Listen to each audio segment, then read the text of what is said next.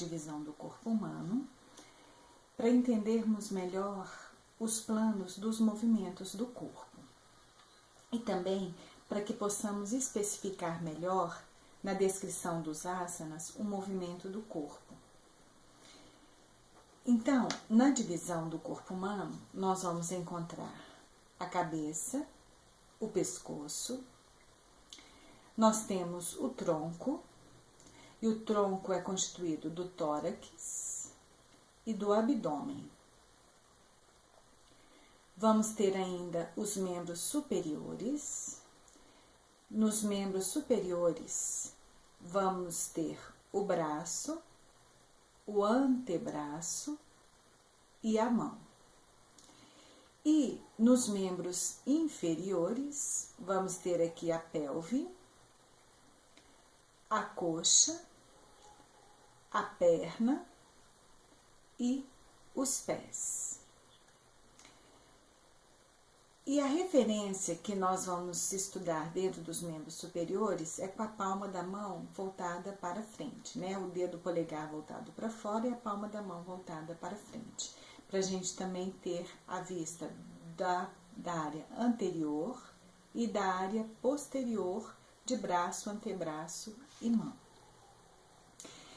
Então, essa descrição é a mais correta e mais específica. Muitas vezes nós generalizamos a descrição do nosso corpo.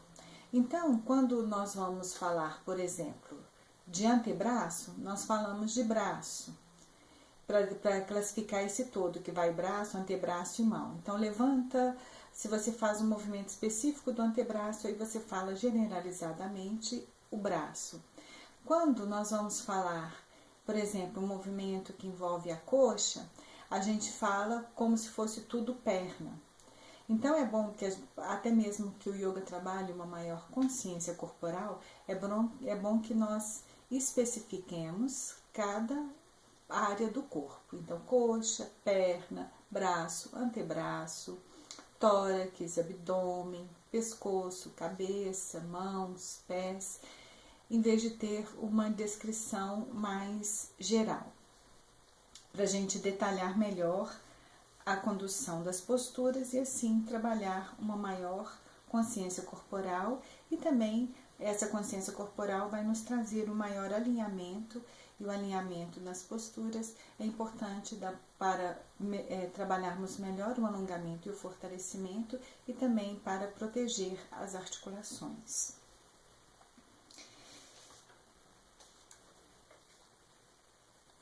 E aí, essa divisão do corpo humano também vai nos ajudar a entender melhor os planos do movimento. Os planos do movimento, eles vão acontecer em três planos, né? Os movimentos do corpo acontecem em 3 planos. Nós temos o plano sagital, que divide o corpo ao meio, em direito e esquerdo.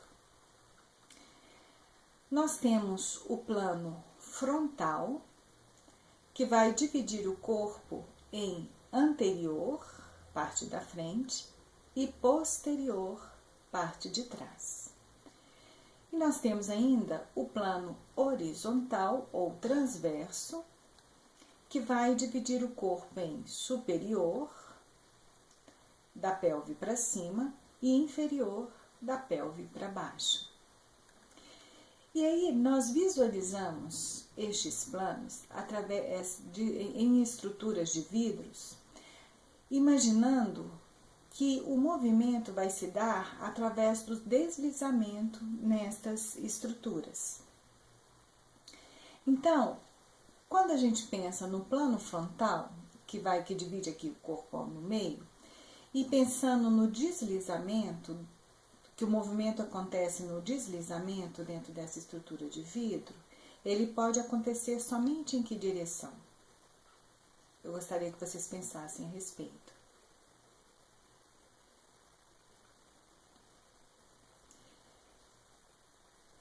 Pensando nessa estrutura de vidro, o movimento único que pode acontecer dentro do plano sagital seria o movimento para frente e o movimento para trás, flexão e extensão.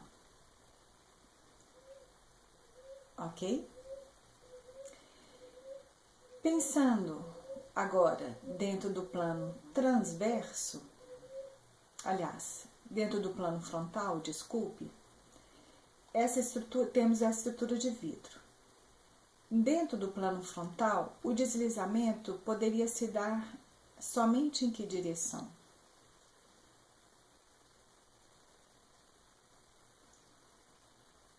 Seria o movimento para o lado, né? O deslizamento poderia acontecer somente para o lado e para o outro lado, né? E dentro tanto do tronco, movendo lateralmente, quanto dos membros superiores, né? Levando o braço, os membros superiores para fora, para dentro, e os membros inferiores também para fora, abrindo, e para dentro, fechando. Então, esse seria o movimento possível dentro do plano frontal. E no plano transverso ou horizontal?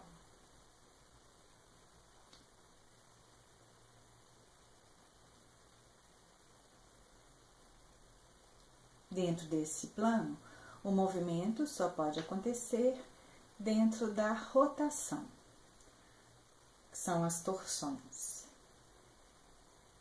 E aí, nós vamos estudar as cadeias musculares dentro destes planos, porque elas estão relacionadas ao movimento dentro destes planos.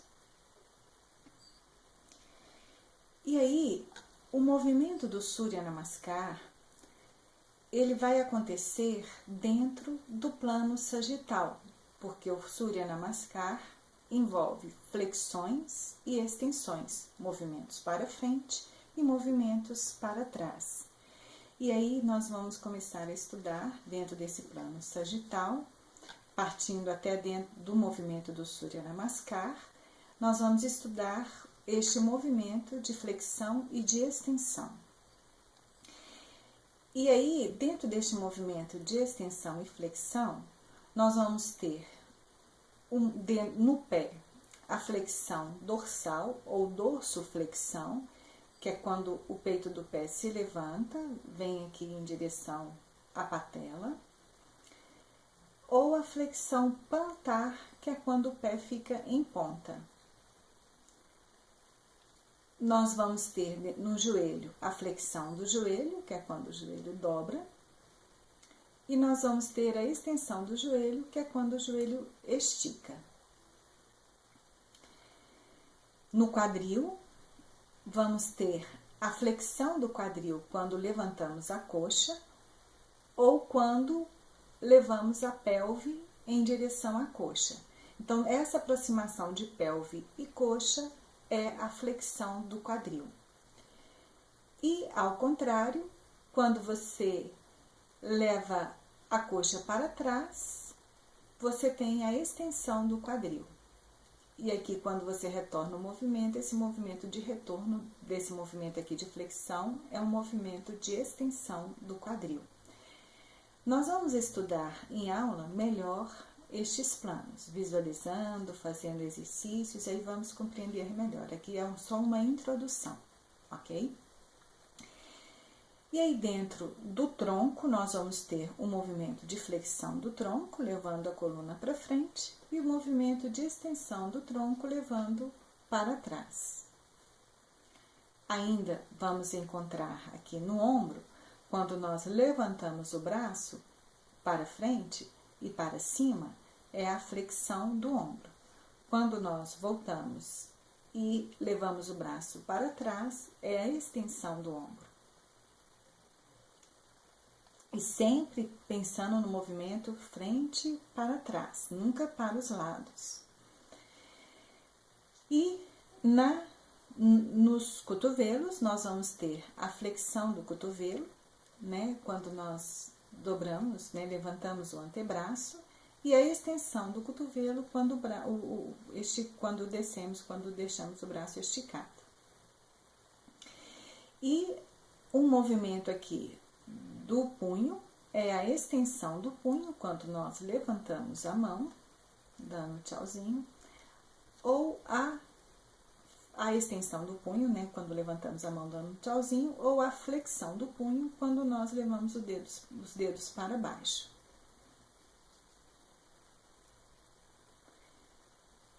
E aí nós vamos estudar este movimento de flexão e extensão, e vamos estudar o movimento da coluna dentro deste plano, e depois as cadeias musculares anteriores e posteriores que vão estar relacionados com este movimento de flexão e de extensão. Ok? Então, o plano sagital da coluna vai envolver flexão e extensão do tronco. E aí, exemplo do Surya Namaskar, quando a gente faz esse movimento inicial aqui do Surya Namaskar, e depois também aquele da cobra, do Bhujangasana, ou do cachorro com a cabeça para cima, com a cachorro com a cabeça para baixo, né, que também são movimentos de flexão e de extensão. Aí, entramos agora na coluna. A coluna, ela tem funções muito importantes no nosso corpo, e uma das funções mais importantes é a proteção da medula espinhal e nervos, que vão sustentar a cabeça e o peso do corpo. E também vai distribuir este peso para a pelve. E então, a coluna, ela também fornece um eixo rígido e, ao mesmo tempo, flexível para a locomoção. Ela é um ponto de fixação da cintura escapular, que vai ligar aqui aos membros superiores, e também um ponto de fixação da pelve, que vai se ligar aos membros inferiores. Então, com isso, ela é o eixo do corpo, né? A estrutura central, que a partir da coluna os outros movimentos vão ser realizados. E a coluna, ao mesmo tempo, ela permite a sustentação, ela sustenta e ao mesmo tempo permite a mobilidade.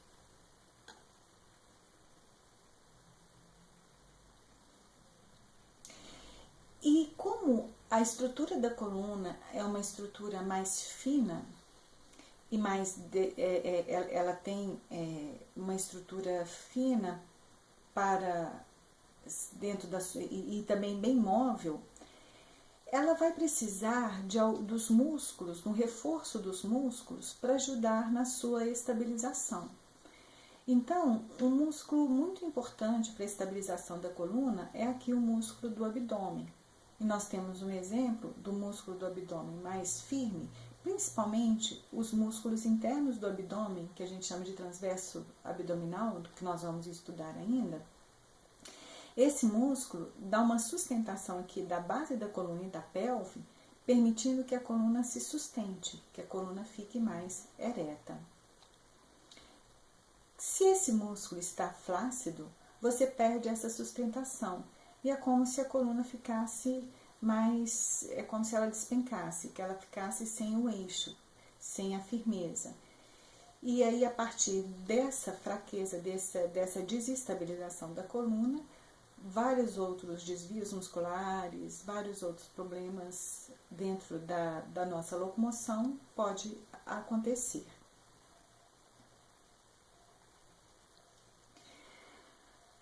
A nossa coluna, ela é composta por 33 vértebras, divididas em regiões. Nós temos 7 vértebras cervicais, nessa porção cervical aqui, nessa região superior da coluna, desde a base do crânio até o primeiro osso mais pontudo. Então, a gente tem aqui, bem aqui na base do crânio, Aí a gente vai descendo essas vértebras cervicais. Quando chega aqui nesse osso mais pontudo, vai começar as vértebras torácicas. Esse ossinho que a gente costuma até sentir quando a gente passa a mão aqui, abaixo aqui, pegando aqui essa região aqui do pescoço, mais aqui embaixo, a gente costuma sentir esse ossinho mais pontudo. E as vértebras torácicas, elas são 12 vértebras torácicas e ela vai se iniciar na segunda vértebra, ela vai começar aqui na segunda vértebra mais pontuda, né? Nós temos a primeira vértebra mais pontuda, é onde termina a cervical. Na segunda vértebra mais pontuda é onde começa a vértebra torácica. E aí ela vai pegar aqui toda a parte aqui que envolve as nossas costelas, e aí formando as 12 vértebras, até a região lombar. Chegando aqui na lombar, ela vai ter um outro formato, ela deixa de ser pontuda, e aí aqui ela vai ter um corpo mais grosso, e aí nós vamos encontrar 5 vértebras lombares, que vai lá debaixo das costelas, até a nossa pelve.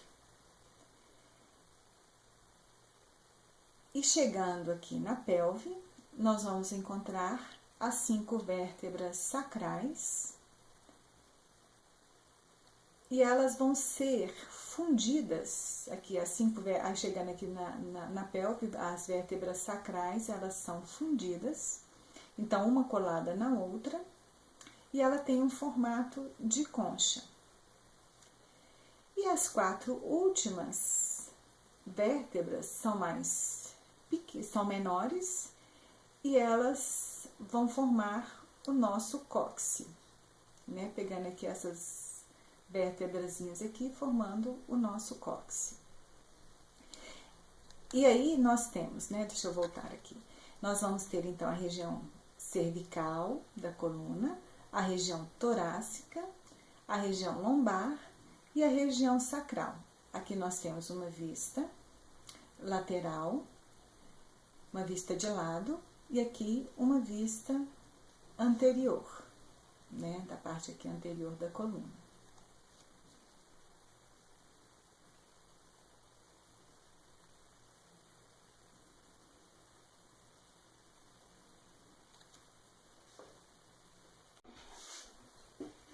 A coluna tem vértebras que têm características diferenciadas. Elas aumentam de tamanho na medida que aumenta a sobrecarga de peso no corpo. As vértebras lombares, elas são maiores exatamente para sustentar o peso do corpo. As sacrais e as coxígenas são fundidas, também para uma maior sustentação da base da coluna. E as vértebras, todas as vértebras, elas possuem um corpo anterior, elas possuem também um processo espinhoso posterior, que é a parte pontuda da coluna aqui para trás, é tanto que antes a coluna chamava de espinha, né? Alguns até chamam a minha espinha, né? Era o nome que se dava muito para a coluna por causa desse processo espinhoso atrás. E também nós temos o processo aqui transverso, que também é espinhoso, e eles vão ficar mais lateralmente, enquanto esse outro processo espinhoso fica mais atrás da coluna. E ainda nós vamos ter este forame vertebral, que é esse buraquinho aqui, que é onde vai passar a nossa medula. Então aqui está mostrando, né, a medula passando pelo forame vertebral. E dentro aqui, por esses processos transversos aqui e posteriores, também vão sair vários nervos, os vários nervos que vão se ramificar pelo restante do nosso corpo, né? E aqui tem, nesse corpo aqui da coluna, é onde vai ficar o disco intervertebral, que nós vamos ver daqui a pouco.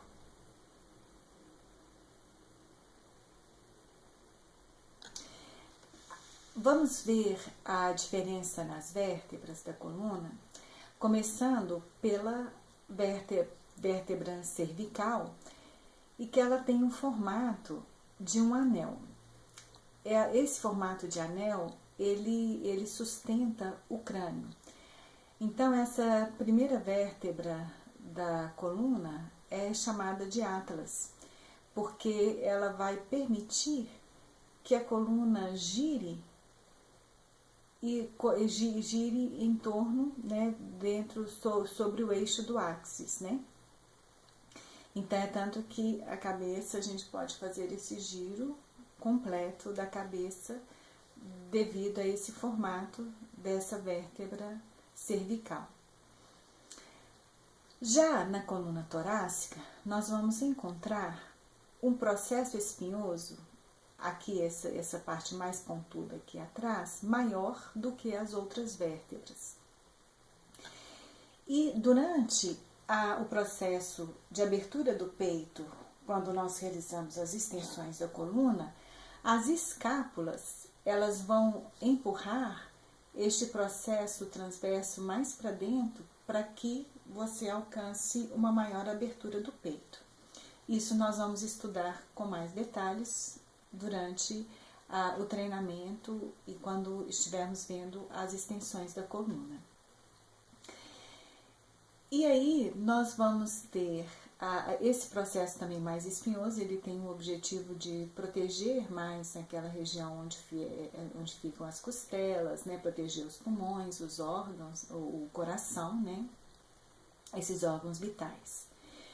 E aí nós chegamos na região lombar, que é onde a gente encontra um corpo maior, mais largo, para sustentar o peso do corpo, como havíamos falado antes. E as sacrais, elas vão ter este formato aqui de um triângulo. São vértebras fundidas que têm essa forma de triângulo, que também parece um triângulo com formato também de concha. E essa cauda é o nosso cóccix. Abaixo do sacro tem essa cauda, que é o nosso cóccix. Elas são mais fininhas e também fundidas.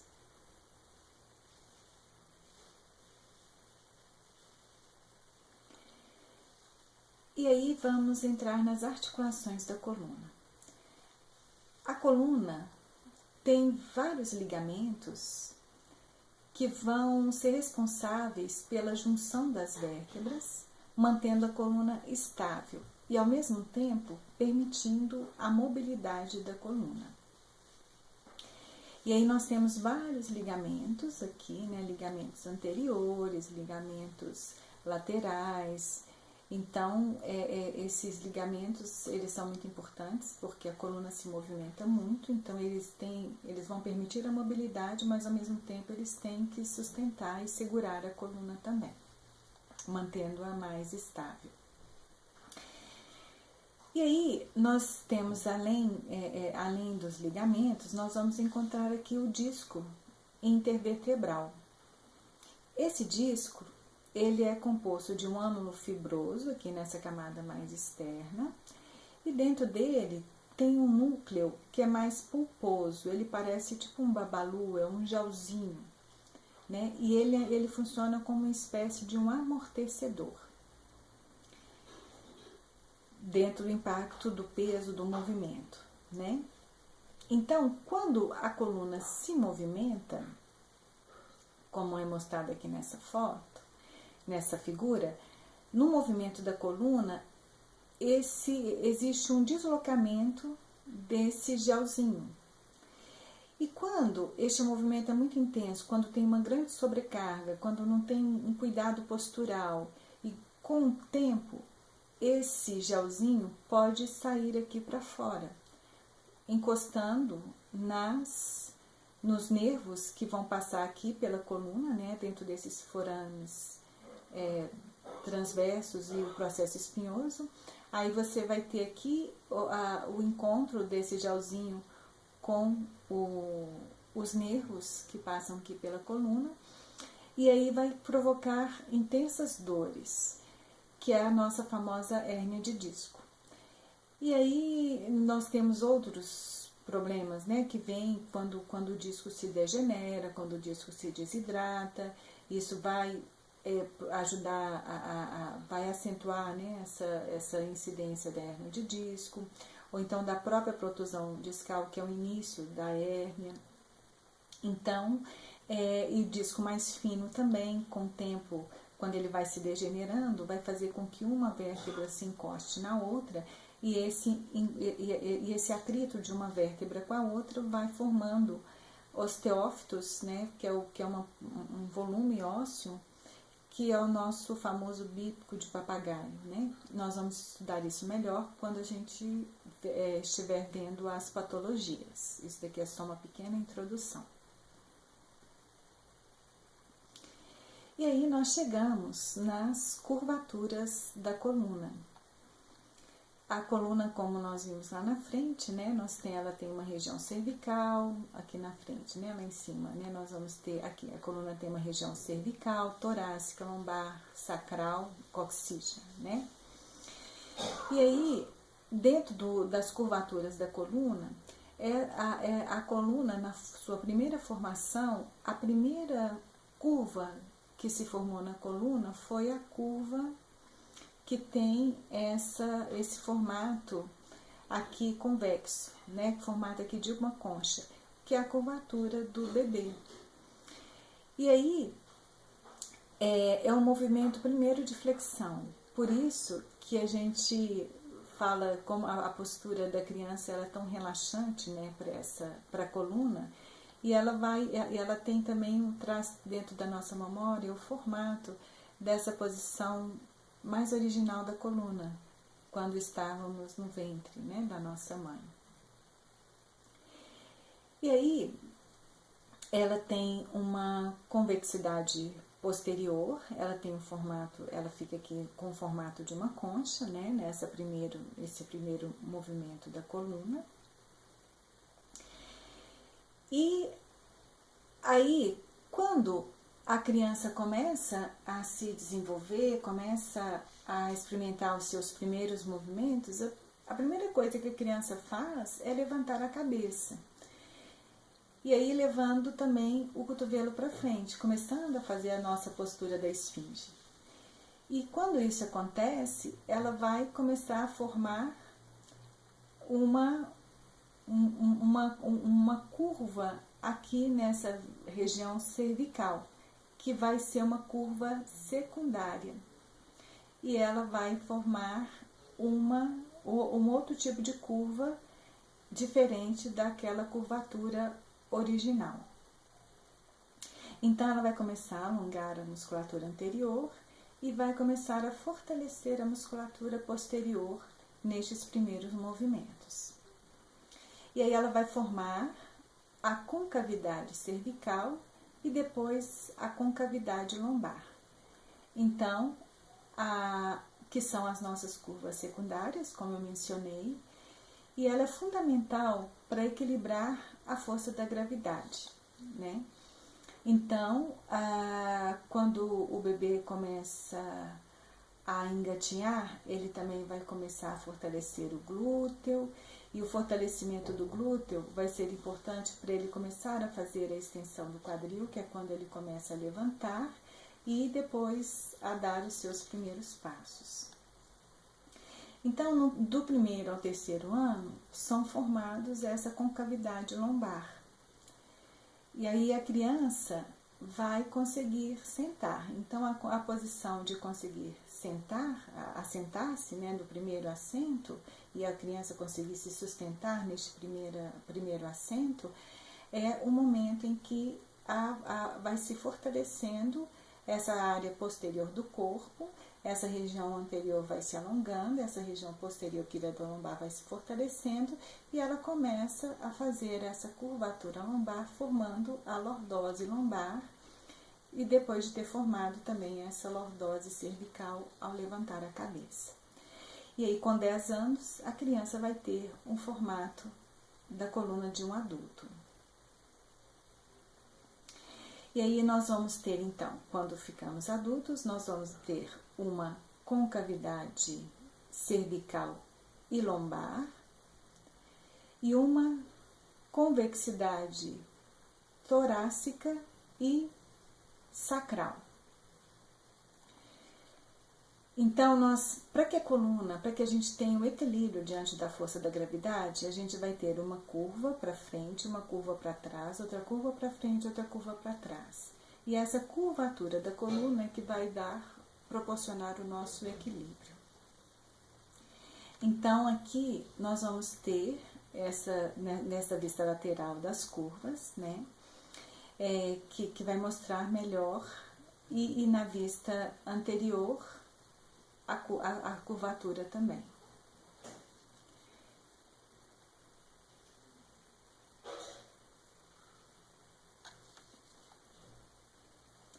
Aí nós temos na postura do yoga a demonstração como que acontece a alteração das curvaturas da coluna.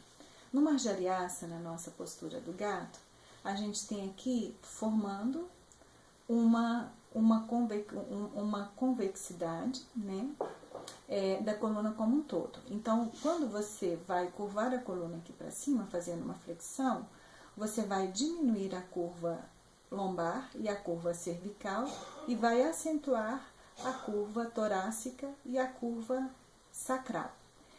E no movimento ao contrário, você diminui a curva torácica e a curva sacral e vai aumentar a curva lombar e a curva cervical. E aí, esse movimento é importante dentro desse exercício para ajudar a melhorar a flexibilidade da coluna e assim a gente também diminuir os desvios posturais que são ocasionados devido ao aumento das curvaturas. E dentro da coluna nós vamos ter a coluna normal, né, com uma pequena, com a curva, a lordose cervical, a lordose lombar normais, a cifose torácica e sacral também normais.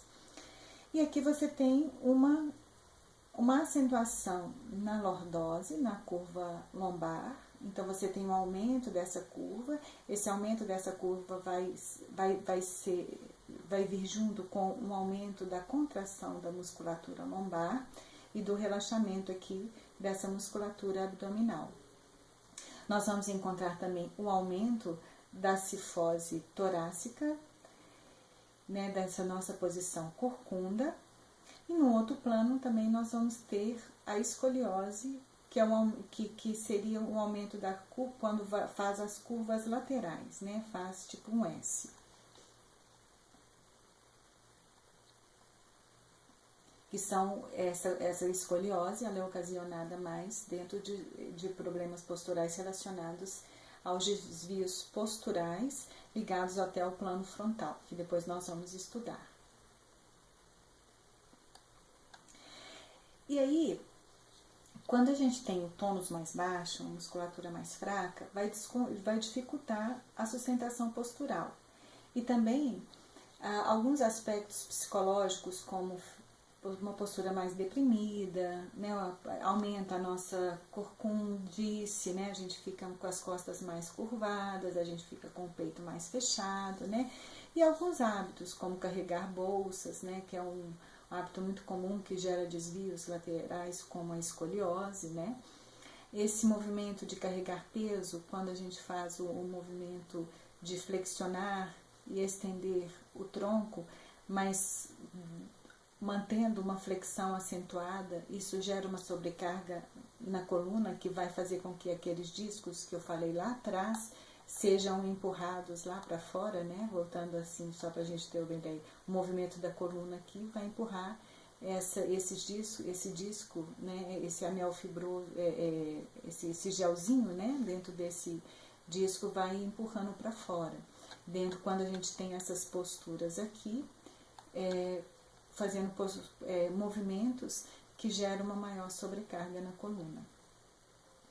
E isso acontece muito no nosso dia a dia. Por isso que é muito importante trabalhar a flexibilidade da coluna junto com o fortalecimento do tronco, que vai ajudar numa sustentação melhor da coluna. E aqui nós vamos ter uma outra imagem, né, de alteração postural, né, a hipercifose, a hiperlordose e a escoliose, né. E aí a gente tem um lado do corpo fica mais fraco que o outro lado fica mais forte, o outro mais fraco, e isso daí vai gerando vários desequilíbrios. E aí a sustentação da coluna diante do peso da gravidade é algo que a gente realmente precisa de ter um reforço muscular para que a coluna fique saudável. Aí nós vamos ter também a escoliose, né? Que vai ter aqui dentro dos desvios laterais, né? A gente tem a escoliose em C, né? E também a escoliose em S. E aí a em S ela faz uma curva para um lado, outra curva para o outro, então elas acabam se compensando. A escoliose em C, ela vai aumentar a curvatura aqui para um lado só. E ela vai vir junto aqui com o desnível aqui do quadril também. Aqui mostrando, né, como a coluna, ela vai ficar com um lado mais comprimido e o outro lado mais aberto, diante da escoliose. Aí, quando você tem a escoliose, você tem também uma coisa muito comum que dá para identificar quando a gente faz uma postura claramente, quando a pessoa faz uma flexão do tronco, aí você vai ver um aumento, um lado das costas é mais alto que o outro lado das costas. Então, isso é bem claro, que já denota aí um caso de escoliose mais acentuada. A gibosidade, né, ela vai fazer a corcunda, vai fazer a pessoa ficar mais uma corcunda, né, principalmente a corcunda de um lado maior aqui das costas. Vai trazer também uma diferença de membro inferior, né, um desnivelamento aqui do quadril. E em alguns casos é preciso até de uma intervenção cirúrgica, porque a escoliose é difícil assim de retornar à posição, né?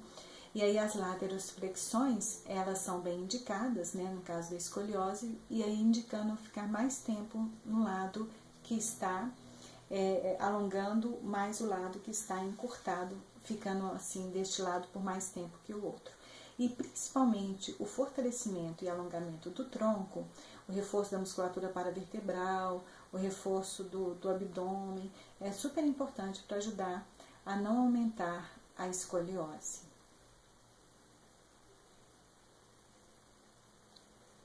Uma outra característica que a gente vê muito na coluna, na região cervical, é a protusão e a retração cervical, né? Então, a protusão é o queixo para frente, né? Que é mais comum da gente ver.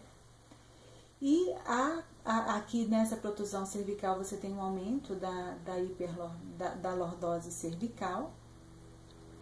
E a retração, que é quando você leva a nuca para trás, como se você fosse levar o queixo na garganta, que até é parecido com aquela respiração que a gente faz no DJI, né? No DJI a gente faz uma retração da cervical para realizar este pranayama. E este caso é mais raro, mas ele também pode acontecer, né? Que é quando essa região cervical aqui, em vez de ter aquela curva lordótica, aquela lordose, né, cervical, ela vai ter essa região mais certificada. Então, em vez de ter a curva, ela vai ficar mais reta. E normalmente essa retração é um caso mais raro e ela é provocada pelaquela postura militar, né? Quando você fica com o ombro mais levantado, com o pescoço mais duro, né? Mais inclinado também, mais voltado aqui para trás, né? Okay. Chegamos na mobilidade da coluna. Vimos que os desvios posturais são provocados, na maioria das vezes, por desequilíbrios musculares, quando um lado fica mais forte e o outro fica mais fraco. E isso é mais visível, isso acontece com mais facilidade na região lombar e região cervical da coluna, que são as regiões mais móveis da coluna, a região que é mais flexível. Por quê? A região torácica da coluna, essas vértebras são fundidas nas costelas. E além disso, tem esse processo espinhoso, esta espinha posterior mais pontuda, fazendo com que essa região fique menos móvel e mais estável. Também o sacro é fundido na pelve. A região sacro-coxígena da coluna, ela é fixada na pelve, e a pelve é um osso bem robusto, dando assim uma maior estabilidade para essa base da coluna. Enquanto a região cervical e lombar ficam mais livres, ficam mais soltas, permitindo uma maior amplitude de movimento nessas duas áreas.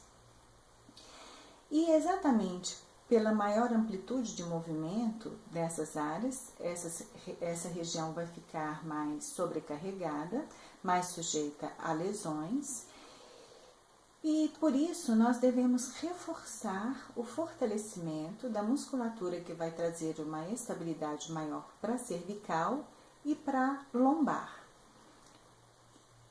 E vamos ver esses músculos que são estabilizadores da lombar e da cervical mais para frente. Enquanto devemos reforçar a musculatura para dar mais estabilidade à região cervical e lombar, devemos tomar cuidado com o excesso de alongamento nessas duas regiões, ou seja, devemos exigir menos o excesso de extensão cervical e lombar. E temos como exemplo o clássico Bhujangasana, a postura da cobra. E aí, nesta primeira figura, vamos ver esta postura de extensão completa aqui da coluna, acentuando a lordose cervical e a lordose lombar. Vejam que nessa primeira figura aqui de cima, o ombro está mais para frente, exigindo menos abertura do peito e jogando toda a extensão para essa região cervical aqui da coluna. E também o abdômen aqui está mais relaxado e a região lombar está também formando aqui uma hiperlordose. Isso vai gerar uma contração forte nesta região lombar, enquanto o abdômen vai ficar mais solto. Então, esta região lombar e cervical estão sendo, nesta postura, bastante exigidas, no aumento completo da sua curvatura. E isso pode, com o tempo, provocar desgastes, aumentando mais ainda aumentando o desequilíbrio, quando você tem um excesso de alongamento anterior e um excesso de contração aqui posterior. Além disso, pode comprimir os nervos que passam aqui pela coluna e provocando dores, né? Depois, até dores ciáticas e dores lombares, né? Que vem do excesso de contração dessa região, provocando assim um excesso de tensão nessa área. E aí, nessas duas figuras aqui de baixo, nós temos um exemplo de como acessar o Bhujangasana, de como acessar essa extensão da coluna de uma maneira mais saudável, visando o equilíbrio da musculatura. Então, você pode ter o benefício da extensão da coluna, trabalhando essa abertura do peito. Vejam que nessas duas figuras os ombros estão mais para trás, as escápulas estão mais próximas, aumentando esta abertura aqui, essa expansão do tórax e do peito, jogando menos tensão aqui para esta região cervical. Nesta primeira figura você tem uma extensão maior da cervical do que na segunda, mas mesmo nesta primeira, a extensão cervical aqui está bem saudável, bem no ponto de conforto da coluna. E vemos também que aqui a musculatura glútea está mais ativada nas duas figuras aqui de baixo. O cóccix está vindo um pouquinho para baixo, o umbigo vem aqui um pouquinho para dentro. Isso vai diminuir o excesso de curvatura da lombar, vai diminuir a hiperlordose. Então, vai fazer uma extensão da lombar, mas sem exagerar na sua curvatura. E isso é o movimento ideal da coluna quando pensamos numa prática de yoga mais terapêutica, visando a proteção das articulações, a proteção da coluna dentro do movimento, para que a gente possa ter o benefício da postura sem agredir o corpo. Ok? Então, assim encerramos esse vídeo sobre a coluna e continuamos num próximo. Até lá!